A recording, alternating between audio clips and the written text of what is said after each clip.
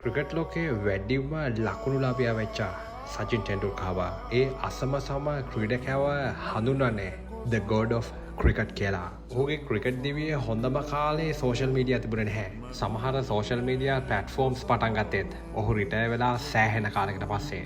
හැබැයි මේ මොන දෙයක් නැති වුණත් ඔහු ඒ කාලේ වචනේ පරිසමාප්ත අර්ථයෙන්ම ක්‍රිකට් වල දෙවි කෙනෙක් වුණා. ඒ තරම් මිනිස්සු ඔහුට ආදරය කළා.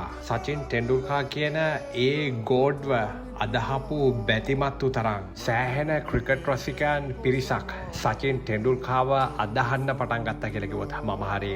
ඒකට ප්‍රධානම හේතුව බවට පත් උනේ ඔහුට තිබුණු අසම සම හැකියාව. ඔහු පිටිකරණයෙන් වගේම පන්දුවනුත් සෑහෙන දස්කම් දැක්වා. ඔහු ජාත්‍යන්තර පිටිය තුල කඩුළු 201ක් බිඳ දාලා තිබුණා. ඉතින් ඒ කාලේ ඒ කඩුළු 201 කියන්නේ මොනතරම් වටිනවද කියලා මම අමුතුවෙන් කියන්න ඕනේ නැහැ. මේ හැම දක්ෂතාවයත් එක්කම විසුන් ගොඩක් ආදරය කරපු ඒ නිහතමානී ගතිය තිබුණා. මේ හැම හේතුවක්ම එක් වෙලා සචින් ටෙන්ඩුල්කර්ව ක්‍රිකට් වල දෙවි කෙනෙක් බවට පත් වුණා. සමහරක් වෙලාවට ඔහුගේ කකුල් දෙක අල්ලලා වඳින්න හැදුවේ ෆෑන්ස්ලා විතරක් නෙමෙයි. ක්‍රිකට් ලෝකයට බිහිවෙච්ච අග්‍රගණයේ ක්‍රීඩකයොත් ඔහු වෙනුවෙන් ඒ තරමටම ගරු කළා. ඔබ දකින්නේ ජොන්ටි රෝඩ්ස් කියන ඒ සුපිරි ගණයේ ක්‍රීඩකයා සචින් ටෙන්ඩුල්කර් එක් වෙච්ච අවස්ථාවක්.